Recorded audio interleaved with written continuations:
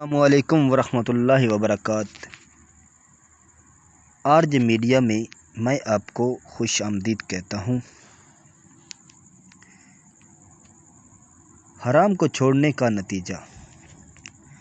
دمشق کے ادیب شیخ علی طنطاوی نے اپنی یادداشتوں میں لکھا ہے کہ دمشق میں ایک بہت بڑی مسجد ہے کہ جو مسجد جامع توبہ کے نام سے مشہور ہے۔ اس مسجد کا نام مسجد توبہ رکھنے کی وجہ یہ ہے کہ وہاں پہلے فحشاء و منکرات کا مرکز تھا۔ 7ویں ہجری میں ایک مسلمان بادشاہ نے اس کو خرید کر وہاں ایک مسجد تعمیر کرائی۔ ایک طالب علم کہ جو بہت زیادہ غریب اور عزت نفس میں مشہور تھا، وہ اسی مسجد کے ایک کمرے میں ساکن تھا۔ 2 روز گزر چکے تھے کہ اس نے کچھ نہیں کھایا تھا اور اس کے پاس کھانے کے لیے کوئی چیز نہیں تھی اور نہ ہی کھانا خریدنے کے لیے کوئی پیسہ اس کے پاس تھا۔ تیسرے روز بھوک کی شدت سے اس نے احساس کیا کہ وہ مرنے کے قریب ہے۔ سوچنے لگا کہ اب میں اضطراری حالت میں ہوں کہ شراحتی مردار اور یا حتی ضرورت کے مطابق چوری جائز ہے۔ اسی بنا پر چوری کا راستہ بہترین راہ تھی۔ شیخ طنطاوی کہتے ہیں کہ یہ سچا واقعہ ہے اور میں ان لوگوں کو اچھی طرح جانتا ہوں اور اس واقعے کی تفصیل سے آگاہ ہوں، اور میں صرف حکایت بیان کروں گا، نہ حکم نہ ہی فیصلہ۔ یہ مسجد ایک قدیمی محلہ میں واقع ہے اور وہاں تمام مکانات قدیمی طرز پر اس طرح بنے ہوئے ہیں کہ ایک دوسرے کی چھتیں آپس میں ملی ہوئی ہیں اور چھتوں سے ہی سارے محلہ میں جایا جا سکتا ہے۔ یہ جوان مسجد کی چھت پر گیا اور وہاں سے محلہ کے گھروں کی طرف چل دیا۔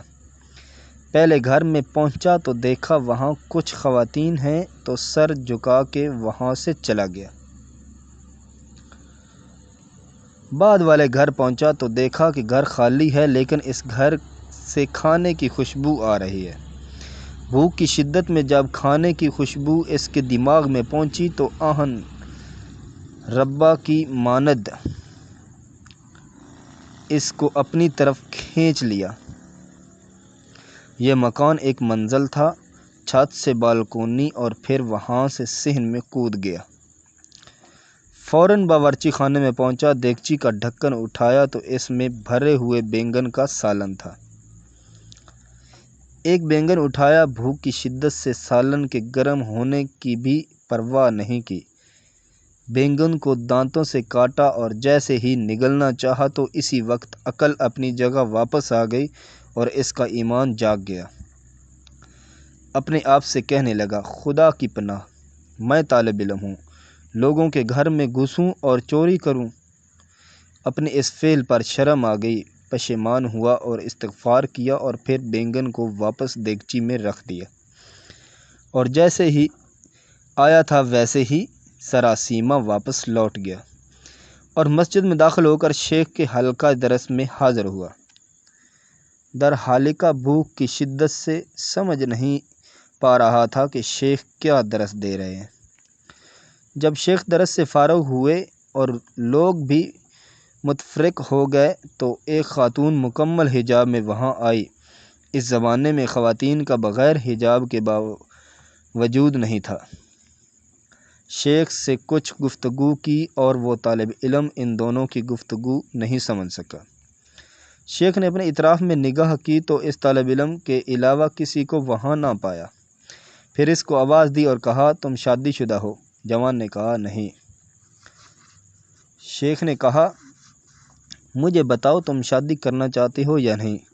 اس جوان نے جواب دیا، خدا کی قسم میرے پاس ایک لقمہ روٹی کے لیے پیسے نہیں ہیں، میں کس طرح شادی کروں؟ شیخ نے کہا، یہ خاتون آئی ہے، اس نے مجھے بتایا ہے کہ اس کا شوہر وفات پا گیا ہے اور اسی شہر میں بے کس ہے اور اس کا دنیا میں سوائے ایک ضعیف چچا کے کوئی عزیز و رشتہ دار نہیں ہے۔ اپنے چچا کو یہ اپنے ساتھ لے کر آئی ہے اور وہ اس وقت اس مسجد کے ایک گوشہ میں بیٹھا ہوا ہے۔ اور اس خاتون کو اس کے شوہر سے گھر اور مال عرض میں ملا ہے۔ اب یہ آئی ہے اور ایسے مرد سے شادی کرنا چاہتی ہے جو شہرا اس کا شوہر اور اس کا سرپرست ہو، تاکہ تنہائی اور بدطینیت انسانوں سے محفوظ رہے۔ کیا تم اس سے شادی کرو گے؟ جوان نے کہا ہاں، اور پھر اس خاتون سے پوچھا کہ تم اس کو اپنے شوہر کے طور پر قبول کرتی ہو؟ اس نے بھی مثبت جواب دیا۔ شیخ نے اس خاتون کے چچا اور 2 گواہوں کو بلا کر ان دونوں کا عقد پڑھ دیا اور اس طالب علم کے بجائے خود اس خاتون کا مہر ادا کیا، اور پھر اس خاتون سے کہا اپنے شوہر کا ہاتھ تھام لو۔ اس نے ہاتھ تھام لیا اور اپنے گھر کی طرف اپنے شوہر کی رہنمائی کی۔ جب گھر میں داخل ہوئی تو اپنے چہرے سے نقاب ہٹا دیا۔ وہ جوان اپنی زوجہ کے حسن و جمال سے مبہوت ہو گیا، اور جب اس گھر کی طرف متوجہ ہوا تو دیکھا کہ وہی گھر ہے جس میں وہ داخل ہوا تھا۔ زوجہ نے شوہر سے پوچھا کہ تمہیں کچھ کھانے کے لیے لے آؤں؟ کہا ہاں۔ اس نے دیگچی کا ڈھکن اٹھایا اور بینگن کو دیکھا اور بولی عجیب ہے، گھر میں کون آیا تھا؟ اور اس نے بینگن کو دانتوں سے کاٹا ہے۔ وہ جوان رونے لگا اور اپنا قصہ اس کو سنا دیا۔ زوجہ نے کہا یہ تمہاری امانت داری اور تقوی کا نتیجہ ہے۔ تم نے حرام بینگن کھانے سے اجتناب کیا تو اللہ نے سارا گھر اور گھر کی مالکہ کو حلال طریقے سے تمہیں دے دیا۔ بہت خوبصورت اور قابل تأمل۔ سبحان اللہ! جو کوئی اللہ کی خاطر کسی گناہ کو ترک کرے اور تقوی اختیار کرے تو اللہ اس کے مقابل میں بہتر چیز اس کو عطا کرتا ہے۔ صرف آپ ہی سن کر آگے نہ بڑھ جائیں، بلکہ اوروں کو بھی شریک کریں، اور یہ صدقہ جاریہ ہوگا۔ اس میں آپ کا بمشکل ایک لمحہ صرف ہوگا، لیکن ہو سکتا ہے کہ اس ایک لمحہ کی اٹھائی ہوئی تکلیف سے آپ کی شیئر کردہ تحریر ہزاروں لوگوں کے لیے سبق آموز ثابت ہو۔ جزاک اللہ خیرا کثیرا۔ آپ کے لیے دعا گو، RJ media. Thanks for watching.